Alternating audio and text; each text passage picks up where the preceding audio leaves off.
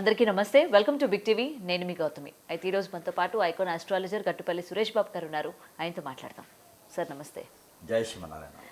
Right, Kantara ఎంత సంచలనం సృష్టించిందో మనం చూసాం. సినిమా కలెక్షన్స్ పరంగా కావచ్చు, లేకపోతే మూవీ పరంగా కావచ్చు. అయితే గత కొన్ని నెలలుగా మనం చూసుకున్నట్లయితే ఈ సినిమాలో యాక్ట్ చేసిన టెక్నీషియన్స్, యాక్టర్స్ ఒకరి తర్వాత ఒకరు చనిపోవడం అన్నది, అంటే ఇయర్స్ గ్యాప్లో చనిపోవడం అనేది, ముఖ్యంగా కాంతారా మూవీ చేసిన యాక్టర్స్ చనిపోవడం అన్నది ఇక్కడ కొంచెం కలవర పెడుతున్న విషయం. అయితే దీని వెనక ఒక రూమర్ అనుకోవచ్చు, లేకపోతే సందేహాలు అనుకోవచ్చు. ఎలాంటిది వినిపిస్తుందంటే, ముఖ్యంగా ఈ సినిమాలో చేయడం వాళ్ళే ఎందుకు చనిపోతున్నారు, ఎటువంటి తప్పులు చేశారు, మేబీ పెట్టకూడని సీన్స్ ఏమైనా పెట్టారు. ఎందుకంటే నేను పర్టికులర్గా ఈ విషయం గురించి ఎందుకు మాట్లాడాలనుకున్నానంటే, గతంలోని చంద్రముఖి సినిమా చేసేటప్పుడు సేమ్ ఇలాంటివే విన్నామన్నమాట. ఆ సినిమా చేసిన టెక్నీషియన్స్ కావచ్చు, లేకపోతే యాక్టర్స్ కావచ్చు, సౌందర్య గారు కూడా చేశారు. మళ్ళీ అడగొచ్చు, మరి జ్యోతిక గారు కూడా ఉన్నారు కదా అని చెప్పి. బట్ ఏంటంటే అప్పుడు ఒక్కొక్కరు చనిపోతుంటే ఆ సినిమా ఒప్పుకోవడం వల్ల, ఆ సినిమా చేయడం వల్లే చనిపోయారు అని చెప్పి అప్పుడు నేను విన్నా. మళ్ళీ చాలా సంవత్సరాల తర్వాత ఇప్పుడు కాంతారా మూవీ గురించి వింటున్నా. సో నిజంగా ఇవి మనం నమ్మచ్చు అంటారా ఇలాంటివి? ఇక్కడ మనం చూసుకున్నట్లయితే చాలా రకాలుగా ఉన్నటువంటి పరిస్థితులు ఉన్నాయి. ముఖ్యంగా చెప్పాలంటే ఇప్పుడు 1-2 సార్లు సంఘటన జరిగితే అది నిజంగానే అదే కారణం కావాలి అనుకోవచ్చు. ఇప్పుడు సంఘటనలు ఎలా ఉన్నాయంటే, ఇప్పుడు కాంతారా మూవీ చేసినటువంటి టెక్నీషియన్స్ కావచ్చు, డైరెక్టర్స్ కావచ్చు, అందులో యాక్టింగ్ చేసినటువంటి యాక్టర్స్ కావచ్చు, ఇలాగ మరణాలు చూసేటప్పటికి ఏమవుతుందంటే ఒక కారణం ఇదైతే కావచ్చు అనేది ఒక సిమ్టమ్ అయితే ఉండొచ్చు. మోస్ట్లీ అది ఎవరికైనా వచ్చేటువంటి ముఖ్యమైనటువంటి డౌట్. అయితే ఇక్కడ మీరు చూసుకున్నట్టయితే చాలా ఉన్నాయి. ఇందులో మీరు గమనించినట్టయితే శ్రీ విరాట్ పోతులూరి వీరబ్రహ్మేంద్ర స్వామి వారి జీవి చరిత్ర అని చెప్పేసి అని ఎన్టీఆర్ గారు ఒక మూవీ తీశారు. ఐడియా ఉందా? దాంట్లో ఆ సినిమా చేస్తున్నప్పుడు అక్కడ టెక్నీషియన్స్కి, డైరెక్టర్కి, అలానే హీరో అయినటువంటి ఎన్టీఆర్ గారికి కూడా ప్రమాదశాస్తు జరిగింది. అతనికి చెయ్యి ఒకటి పని చేయదు. మీకు తెలిసి ఉంటుందో లేదో నాకు తెలియదు. ఆ మూవీలో ఆ పడిపోవటం వలన ఆ చెయ్యి అనేది చివరి కాలం వరకు కూడా ఆ చెయ్యి అనేది పనిచేయలేదు. ఏది కుడి చెయ్యి, ఆ రైట్ హ్యాండ్ అనేది పని చేయలేదు. అప్పుడు కూడా చాలా రూమర్స్ ఉన్నాయి. ఆ దేవుని పిక్చర్ తీస్తున్నారు, అంత ఆషామాషి వ్యవహారం కాదు అని చెప్పేసి అతని మీద రూమర్స్ ఉన్నాయి. సినిమా కూడా చానాళ్ళు ఆపినటువంటి పరిస్థితులు కూడా ఏర్పడ్డాయి. అప్పుడు సంఘాల వాళ్ళు కూడా వ్యతిరేకత చేసినటువంటి సందర్భాలు కూడా ఉన్నాయి. ఇకపోతే వెంకటేశ్వర స్వామి వారి రథ చరిత్ర అని చెప్పేసి సినిమా తీస్తున్నారు. ఆ సమయంలో అక్కడ ఉన్నటువంటి నిర్మాత గారికి కూడా ఆ ఆరోగ్యం క్షీణించడం, అలానే కొన్ని రకాల ఇబ్బందులు అయితే జరిగినాయి. టెక్నీషియన్స్ కూడా చాలామంది కూడా ఆ టెక్నీషియన్స్ అందరూ కూడా మరణించడం కూడా జరిగింది. ఇది కూడా మనము పేపర్లో ఆ రోజుల్లో ఉన్నటువంటి మాధ్యాలు తక్కువ కాబట్టి ప్రింట్ మీడియాలో మనము చూసిన సందర్భాలు ఉన్నాయి. ఇకపోతే అమ్మోరు మూవీ, అమ్మోరు మూవీ మీరు చూసినట్లయితే థియేటర్లోకి ఫోటోలు తీసుకెళ్ళి పూజించేటువంటి విధానం కూడా మనం అప్పట్లో చూస్తున్నారు. కోడి రామకృష్ణ గారి నేతృత్వంలో జరిగింది అది. ఆ తర్వాత కోడి రామకృష్ణ గారికి కూడా పెరాలసిస్ రావటము, కాళ్ళు చేతులు పడిపోవటము, దాంట్లో ఉన్నటువంటి టెక్నీషియన్స్, యాక్టర్స్ కూడా కొంతమంది మృత్యుబాధ పడటం కూడా ఆ రోజుల్లో మన ప్రింట్ మీడియా అయితే చూస్తున్నాము. ఇక తర్వాత మీరు అన్నట్టుగా అరుంధతి కావచ్చు, ఇక తర్వాత చూసుకుంటే ఇలాంటి పిక్చర్లు ఏవైతే దేవునికి సంబంధించినటువంటి విధానంలో తీసినటువంటి సినిమాలు ఏవైతే ఉన్నాయో, ఆ రోజుల్లో పౌరాణికమైన, తర్వాత సాంఘికమైన, ఈ నేతృత్వంలో తీసేటువంటి విధానాలు ఏవైతే ఉన్నాయో, వీరు మెయిన్గా ఉన్నటువంటి నిర్మాత, అది ప్రొడ్యూసర్స్ కావచ్చు, డైరెక్టర్స్ కావచ్చు, మ్యూజిక్ డైరెక్టర్స్ కావచ్చు, టెక్నీషియన్స్ కావచ్చు, వీరేదన్నా విధి విధానాలుగా పాటించి, ఇప్పుడు ఒక ఇంట్లో మనము పిల్లలు ఉంటారు, తల్లిదండ్రులు ఉంటారు, పెద్దవారు ఉంటారు. ఒకరిని మనము ఒక వీధికి ఒక ప్రెసిడెంట్ ఉంటారు, ఒక పెద్ద మనిషి ఉంటారు. వారికి ఇచ్చేటువంటి గౌరవం అయితే ఒకటి ఉంటుంది. కులం పక్కన పెట్టేయండి, మతాన్ని పక్కన పెట్టేయండి. ఇప్పుడు చాలామంది మనం చూసుకున్నట్టయితే ఉన్నత స్థాయిలో ఉన్నటువంటి వారు, సీఎంలు కావచ్చు, ప్రధానులు కావచ్చు, మంత్రులు కావచ్చు, వీళ్ళందరికీ కులంతో మతంతో సంబంధం లేదు. అందరినీ ఏకదాటిగా చూసేటువంటి విధానం ఉంటుంది. చర్చికి వెళ్తారు, మసీదుకి వెళ్తారు, అలానే హిందూ దేవాలయాలకు వెళ్ళేటువంటి విధానాలు అయితే కనిపిస్తూ ఉన్నాయి. ఎక్కడా కూడా ప్రమాణపూర్తిగా వారు అందరినీ ఒకేలా చూసేటువంటి తత్వం ఉంటుంది. ఎందుకు అంటే అది గౌరవం. అంటే వారికి గర్భగుడి ఒకటి ఏర్పాటు చేసి ఎన్నో రకాలైనటువంటి శక్తి యంత్రాలు ఏర్పాటు చేసి ఎంతోమందిని ఆ అమ్మవారు కావచ్చు, ఆ అయ్యవారు కావచ్చు, ఆ స్వామివారిని కొలిసేటువంటి దైవంతో కూడినటువంటిది. మనము దేవుడు అంటే ఇంట్లో వాళ్ళని ఎలా అయితే కొలుస్తామో అదేవిధంగా దేవుడు మనకి మంచి చేస్తాడు. ఎంతో పవిత్రంగా మనము స్నానాలు ఆచరించి ఎంతో పవిత్రంగా మనం ఉండేసి ఆలయానికి వెళ్ళి నమస్కారం చేసుకుంటాం, పూజలు చేసుకుంటాం, యజ్ఞ యాగ హోమాలు లాంటివి ఎన్నో రకాలు చేస్తాం. మనకేదైనా సమస్య వచ్చినప్పుడు గుర్తొచ్చేది ఎవరు? దేవుడు గుర్తొస్తాడు. ఎందుకు? దేవుడు మనకి ఏదో చేస్తాడు అనే కదా. అలాంటి దేవునికి సంబంధించినటువంటి సినిమాలు కావచ్చు, వాటికి చిత్రీకరణ కావచ్చు, డ్రామాలు కావచ్చు, నాట్యాలు కావచ్చు, నాటకాలు కావచ్చు, ఇవన్నీ కూడా ఏంటంటే కొల్లగలిపినటువంటి విధానం అనమాట. ఇప్పుడు ఒక సినిమా మనకి పిక్చర్ స్టార్టింగ్ రైల్స్లో వేసినప్పుడు ఏంటంటే దేవుని ఫోటో వేస్తారు. ఎందుకంటే మాకు ఏమి ఇబ్బంది లేకుండా ఆ దేవుడే మమ్మల్ని కాపాడాలి అనేది. ఒక వైద్యుడు కూడా దేవుడిని నమ్ముకొని వైద్యం చేస్తాడు. అంటే రూపం లేనటువంటి దేవుణ్ణి మనం నమ్మామంటే ఆ నమ్మకానికి భిన్నంగా ఏంటంటే ఏదో శక్తి ఉన్నది అని అర్థం. ఆ శక్తి ఉంది కాబట్టి ఖచ్చితంగా వీరు చేసేటువంటి విధానంలో తప్పుతాయకం ఏదైనా ఉంటే మాత్రమే ఆ శక్తి శిక్షిస్తుంది. ఇప్పుడు అంతే కదండి, ఇంట్లో ఎవరైనా తప్పు చేస్తే నేనేం చేయలేకపోవచ్చు నీకు, కానీ ఆ దేవుడు చూస్తాడు అంటారు కదా. ఎందుకు అంటారు ఆ దేవుడు చూస్తారని అంటే ఖచ్చితంగా ఆ శిక్ష అనేది అక్కడ రాస్తారు. ఆ దేవుడు చూస్తాడు కాబట్టే మనం ఏం చేయలేకపోయినప్పుడు దేవుడి మీద వేసేస్తాం అనమాట. అంటే దేవుడు శిక్షిస్తాడని మనకి నమ్మకం కదా. అంటే ఎవరైనా అది చెప్తారు కదా, అందుకని అది లేదు అని చెప్పలేం. ఆ అనుమానం కాస్త నిజమేమో అని కూడా చెప్పవచ్చు. ఇంకెందుకండి, మొన్న ఈ మధ్యన ఒకటి హర్రర్ మూవీ ఒకటి ఉంది, అది టాలీవుడ్ హర్రర్ మూవీ మొన్న ఈ మధ్య రిలీజ్ అయింది ఒకటి. ఆ మూవీలో నటించినటువంటి నటీనటులకి ఇద్దరికీ అనారోగ్య పాలైపోయినారు.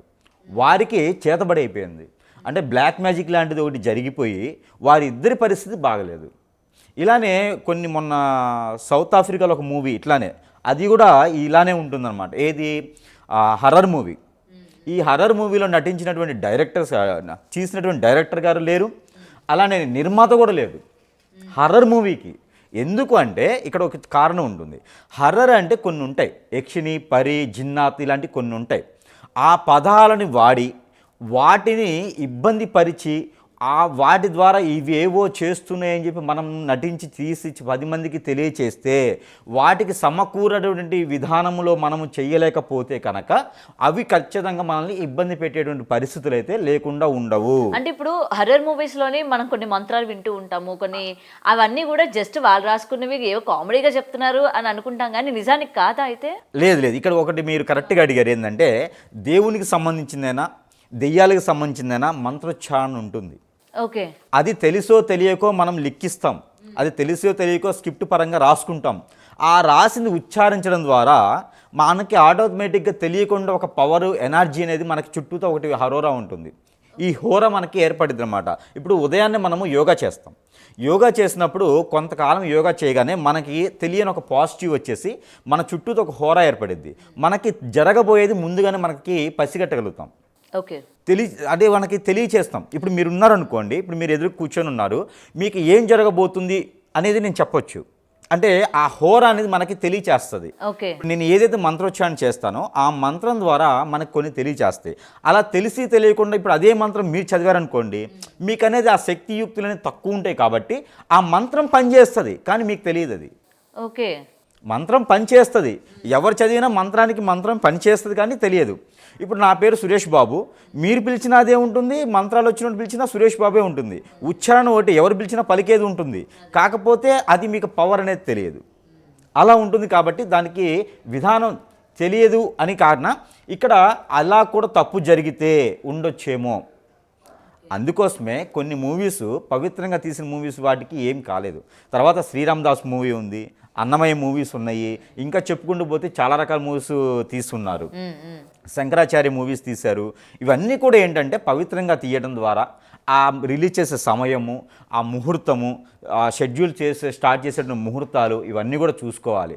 మరొకటి ఏంటంటే వారి నక్షత్రానికి, వారి జాతకానికి ఈ మూవీ సరిపోతుందా లేదా, ఓకే, తీసే డైరెక్టర్ కూడా ఒకసారి చెక్ చేసుకోవాలి. ఖచ్చితంగా చూసుకోవాలి. ఎందుకంటే మనకి మించినటువంటి శక్తి, నాకు ఈతొచ్చు, ఎక్కడొచ్చు, స్విమ్మింగ్ పూల్లో వచ్చు.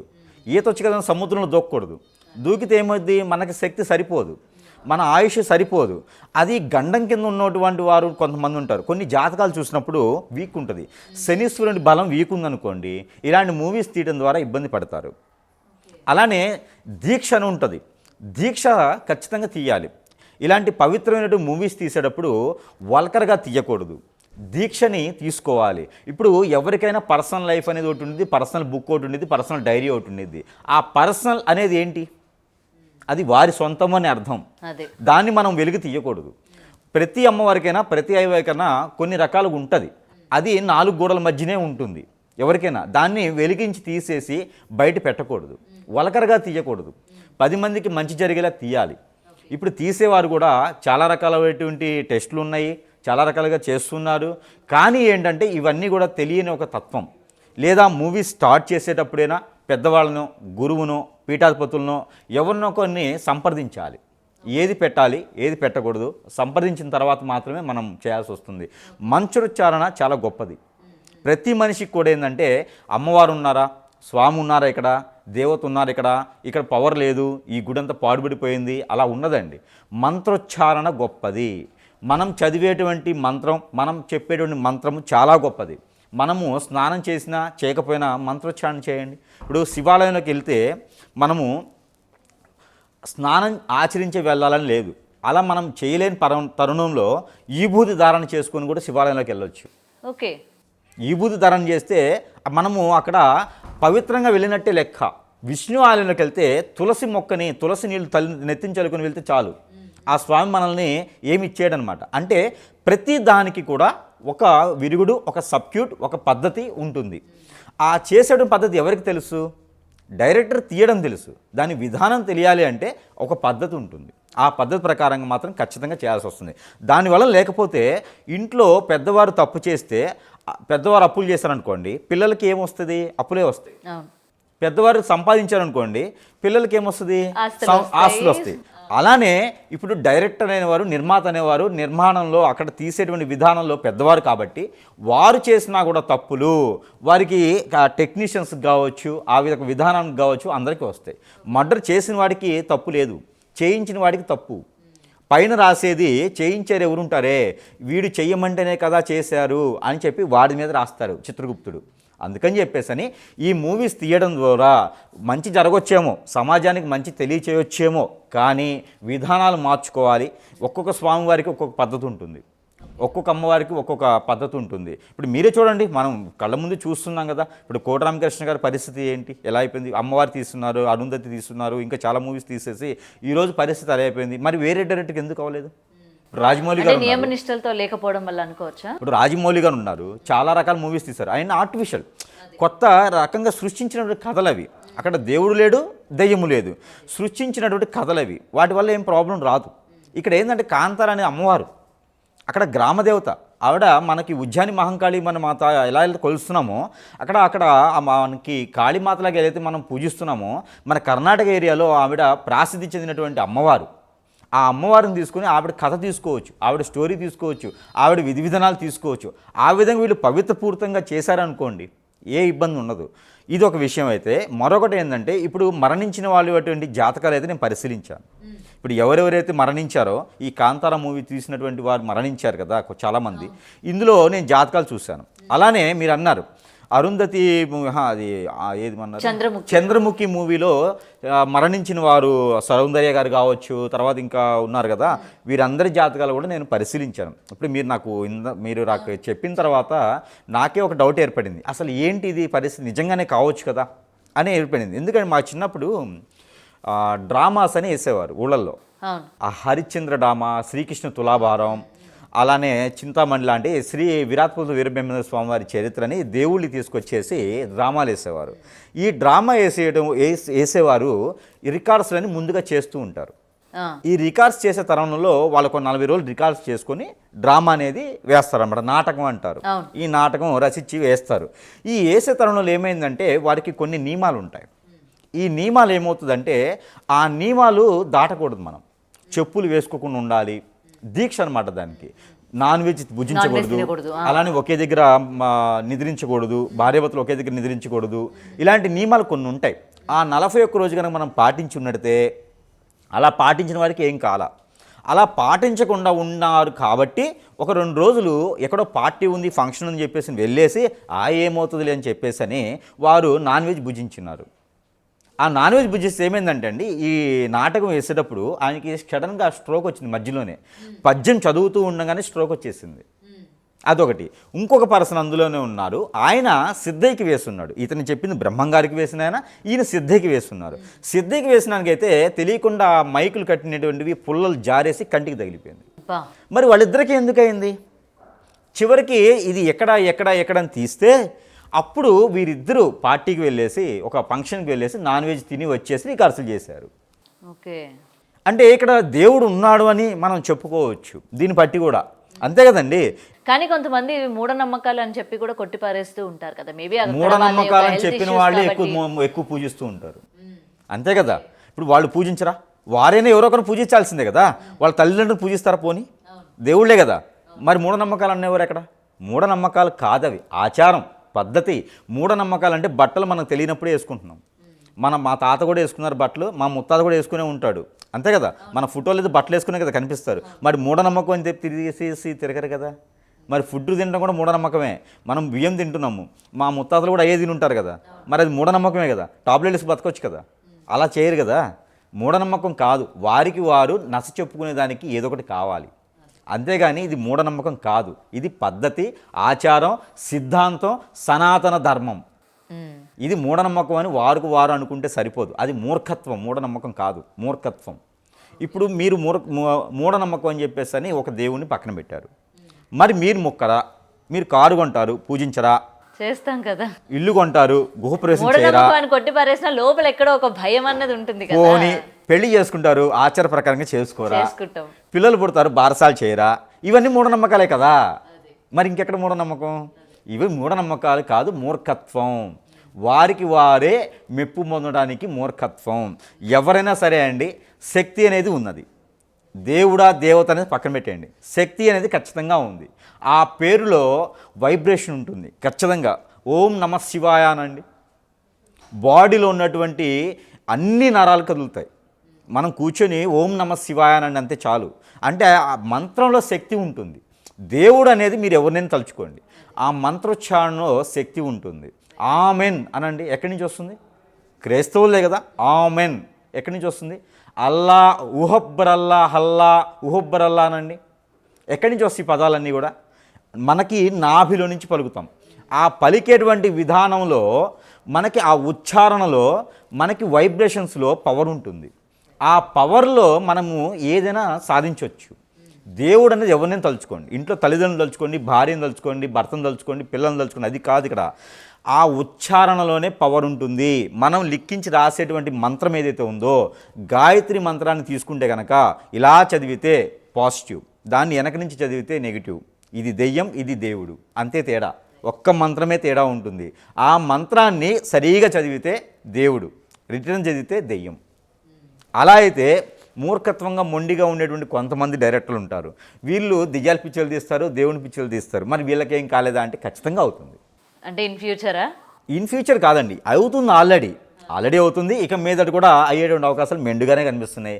ఇంకో విషయం ఏంటంటే, చాలా వరకు మనకి కాంతారా కాబట్టి నేషనల్ పిక్చర్ ఉంది కాబట్టి దాని నుంచి మనం మాట్లాడుకుంటున్నాం.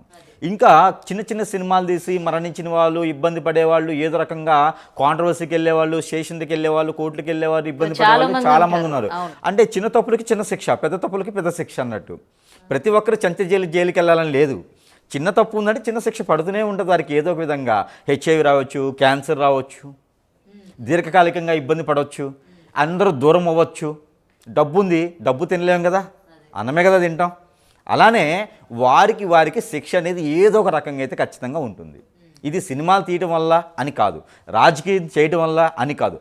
ప్రతి ఒక్కరు దీని నుంచి మనం నేర్చుకోవాల్సింది ఏంటి అంటే, దేవుణ్ణి అంత సింపుల్గా కొట్టి పాడేసేటువంటి విధంగా దేవుడు ఏం చేయలేడు, అతనికి మాటలు రావు, అమ్మవారికి మాటలు రావు అని చెప్పేసే విధంగా గనక ఎవరైతే వారు ఉంటారో, మీరు అన్నారు ఇందాక మూర్ఖత్వము, మూఢనమ్మకం అని, ఆ మూఢనమ్మకాలు అనేది పక్కన పెట్టేసి ఉన్నాడనే నమ్మకంతో ఉన్నవారికి మాత్రమే ఇబ్బంది లేకుండా ఉంటుంది. మనము కొలవకపోయినా కొలిసే వాళ్ళని మనమేం అనకూడదు. మన పని మనది, వారి పని వారిది, ఎవరి సిద్ధాంతం ఎవరి విధానం వారిది. ఇకపోతే ఈ మూవీస్ సమయానికి వచ్చినప్పుడు అయితే ఖచ్చితంగా వారి జాతకం అయితే నేను పరిశీలించాను. ఒకటి, కాలం సమాధానం చెప్తుంది అనేది ఎప్పుడైతే దేవుడు ఉన్నాడో, మరణించే వాడికి ఎన్ని తలుపులు వేసిన 7 తలుపులు వేసుకొని లోపల కూర్చున్నా కూడా మరణం తప్పదు. అదే మన సిద్ధాంత ప్రకారంగా మరణం అనేటువంటి సంభవించినప్పుడు మరణం తప్పదు అనేది ఒకటి ఉంటుంది. మనం ఎన్ని రకాల ప్రయత్నాలు చేసినా, కోట్ల రూపాయల డబ్బులు పెట్టినా మరణం అయితే ఖచ్చితంగా ఉంటుంది. అయితే వీరందరి జాతకం నేను పరిశీలించినప్పుడు వారికి కొంతమందిలో గండాలు ఉన్నాయి, కొంతమందికి మరణం అనేది చివరంచుల్లో ఉన్నది. ఇది కూడా ఒకటి పెట్టుకోవచ్చు మనం. ఎందుకంటే వారి జాతకం అన్నీ కూడా చూసినప్పుడు వారి జాతకంలో ఆయుష్ అనేది తక్కువగా ఉన్నది. కొంతమందికి గండాలు ఉన్నాయి. ఆ గండాలు కనుక వీరు ఏదో ఒక విధంగా తప్పించుకున్నట్టే మళ్ళీ జయించేవారు. అలాగా గండం తప్పించలేని పరిస్థితి అనమాట. సుడిగుండంలోకి వెళ్ళిపోయినారు. అలా మరణం అనేది జరిగిపోయింది. ఎవరు? సౌందర్య లాంటి వారికి. ఆవిడికి మరణం లేదు, గండం మాత్రమే ఉంది. కానీ ఆయన పక్కన ఉండడం వల్ల అక్కడ సిచ్యువేషన్ లేదు కాబట్టి మరణం జరిగింది. కాకపోతే కొంతమందికి ఇప్పుడు ఇతను డైరెక్టర్ గారు కావచ్చు, కాంతార మూవీ డైరెక్టర్ గారు కావచ్చు, ఇప్పుడు టెక్నీషియన్స్ కావచ్చు, ఇప్పుడు మరణించిన వారు ఎవరైతే ఉన్నారో వీరి జాతకాలను నేను పరిశీలించినప్పుడు, మనం చనిపోయినటువంటి ఇతను డైరెక్టర్ గారు ఉన్నారు, ఆ డైరెక్టర్ గారికి అయితే మరణం లేదు, గండం మాత్రమే ఉంది. కానీ అక్కడ సిచ్యువేషన్లో ఆ గండానికి తగ్గట్టు విరుగుడు లేదు కాబట్టి మరణం సంభవించింది. అతనికి ఇది 3వ గండం. తన హిస్టరీ మొత్తం చూసినట్టయితే నేను 3 గండాలు ఇది కనుక తప్పించుకున్నట్టయితే మళ్ళీ 25 ఇయర్స్ లైఫ్ టైం ఉండేది. అతనికి ఆల్రెడీ కూడా ఇంకోటి ఏంటంటే హెల్త్ ఇష్యూస్ బాగా కనిపిస్తున్నాయి. నాకు బ్లడ్కి రిలేటెడ్గా చాలా రోజుల నుంచి బాధపడుతూ ఉన్నారు. ఆయన పిక్చర్కి ముందు నుంచే అతను బాధపడుతూ ఉన్నారు. కాకపోతే ఇవన్నీ కూడా మీరు చూసుకోవచ్చు. అతనికి పర్సనల్ లైఫ్ చెక్ చేస్తే కనుక మీకు దొరకవచ్చు. నాకు కేవలం అతని జాతకంలో మాత్రమే ఇవన్నీ దొరుకున్నాయి అనమాట. కానీ ఆ గండాన్ని కనుక తప్పించే ప్రయత్నం చేసినట్టయితే ఎంత అండి 7 నిమిషాలు తేడా అవుతుంది. 7 నిమిషాలు తేడాతోనే జరిగింది. అంటే ఆ 7 నిమిషాలు దేవుడు ఉన్నాడు అని చెప్పడానికి ఇది ఒక రీజన్ అనుకోవచ్చు మనం. అయితే ఇంకా మీదట కూడా ఏంటంటే వీళ్ళ జాతకాలు కూడా పరిశీలన చేసుకోవాలి, వీరికి ఎంతవరకు శక్తులు ఉన్నాయని చూసుకోవాలి. అలాంటి మూవీస్ తీసే డైరెక్టర్ కావచ్చు, టెక్నీషియన్స్ కావచ్చు, అలాంటి మూవీ తీయాలి అనుకున్న వారు ఎవరైనా సరే వారి జాతకం పరిశీలన చేసుకోవాలి. వారి దాంట్లో గండాలు ఏమైనా ఉన్నాయా, దీనికి శాంతి హోమాలు ఏమైనా చేయించాలా అనుకొని. రెండోది ఏంటంటే వారికి జాతకంలో శని భగవానుడు బలంగా ఉన్నాడా. ఓకే, శని భగవానుడు బలంగా ఉంటే ఎవ్వరేం చేయలేరు. ఒక కొండరాయి ఇరిగిపడి మీద పడ్డా కూడా అలా లేచి వెళ్ళిపోతారు. శని భగవానుడు వారికి నెత్తిన కూర్చోవాలి. అలా ఉన్నప్పుడే ఇలాంటి మూవీస్ పట్టుకోవాలి. ఆయుష్ బాగున్నప్పుడే వారి మూవీస్ తీసుకోవాలి. అప్పుడు ఎవ్వరు ఏం చేయలేరు. ఓకే, ఏదో మనకి ఒక డ్రీమ్ ఉంది కదా, ఈ క్యారెక్టర్ మనం చేయాలనుకుంటున్నాము, సో అది చేసేయాలి అన్నది. లేదా ప్రత్యామ్నాయంగా వారు ఏదైనా యజ్ఞ యాగ హోమాలు కానీ జపాలు కానీ చేయించుకోవాలి ఖచ్చితంగా. వీటన్నిటికన్నా కూడా వారు దీక్ష అనేది ఖచ్చితంగా చేయాలి. వాళ్ళు 40 రోజులు తీస్తారా, 3 నెలలు తీస్తారా, ఎన్ని రోజులైనా తినండి. పిక్చర్ స్టార్టింగ్ నుంచి ఎండింగ్ వరకు కూడా దీక్ష అనేది ఒకటి ప్రారంభించుకోవాలి. ఆ దీక్షలో మనం ఏదైతే ప్రమాణాలు చేసామో ఆ ప్రమాణాలు ఖచ్చితంగా నెరవేర్చుకునే విధంగా ఉండాలి. ఈ విధంగా తీస్తే మాత్రమే ఏ మూవీస్ తీసినా ఏది చేసినా కూడా పద్ధతిగా ఉంటుంది, బాగుంటుంది. మరొకటి ఉంది, అన్నిటికన్నా ముఖ్యమైనటువంటి విషయము, ఈ మూవీస్ ఇలాంటి అమ్మవార్లు కావచ్చు, దేవుల్ని కావచ్చు, మూవీస్ తీసేవారు ఎవరైతే ఉన్నారో వారికి మరొక హెచ్చరిక ఏంటంటే కనుక, హెచ్చరిక కాదు సలహా అనుకోవచ్చు. ఈ సలహా ఏంటంటే కనుక ఎక్కడైనా సరే ఎఫ్ఐఆర్స్ పెట్టుకోవడం, అమ్మాయిల్ని కదిలించడం, అబ్బాయిల్ని కదిలించడం లాంటివి కూడా ఆపేసేయాలి. పవిత్రంగా అంటే పవిత్రంగానే ఉండాలి, పవిత్ర బంధంగా కాదు, పవిత్రంగా మాత్రమే ఉండాలి. పవిత్రంగా అంటే మా ఇంట్లో అండి మడికట్టుకోరండి, స్నానం ఏదో చేసేస్తారు వచ్చేస్తారంటే కాదు. పవిత్రానికి ఒక పద్ధతి ఉంటుంది, దానికి ఒక బుక్ ఉంటుంది, దానికి ఒక రచన ఉంటుంది, దానికి ఒక యోగం ఉంది. ఆ పద్ధతి ప్రకారంగా ఉండి సినిమాలు తీస్తే మాత్రమే ఏ ఇబ్బందులు లేకుండా అయితే ఉండే విధానం అయితే ఉంటుంది. ఇది దీనికి సంబంధించినటువంటి కాంతార విషయం అయితే. ఓకే, సో నిజంగా ఉన్న అపోహలన్నీ కూడా తొలగించేశారు. అంటే చాలామంది కొట్టిపరేస్తూ ఉన్న వాళ్ళకి కూడా ఈరోజు మీరు మాట్లాడిన విధానం ఏదైతే ఉందో, చెప్పిన మొత్తం ఏవైతే ఉన్నాయో, నిజంగా ఎలాంటి దీక్ష తీసుకోవాలి, మనం ఒక ప్రాజెక్ట్ ఒప్పుకున్నాం అంటే ఏ విధంగా మనం దానిలోని ఉండాలి, ఎంత శ్రద్ధగా ఉండాలి అన్నది కూడా మరొకసారి నిరూపించబడాలి. ఎందుకంటే ఇప్పుడు కాంతార చూసిన తర్వాత చాలామంది ఇలాంటి ప్రాజెక్ట్స్ చేయాలన్నా కూడా భయపడుతూ ఉంటారు ఆల్రెడీ జనాల్లోని. అబ్బా మళ్ళీ మనం ఇలాంటి ప్రాజెక్ట్స్ చేద్దామా వద్దా అని చెప్పి. సో నిజంగా మీరు ఇచ్చింది ఈరోజు మంచి ఇన్ఫర్మేషన్, అండ్ నిజంగా అందరికీ ఇది చేరాలి, తెలియాలి అని కూడా ఆశిస్తున్నానండి. Thank you so much. For more videos like this, subscribe Big TV channel.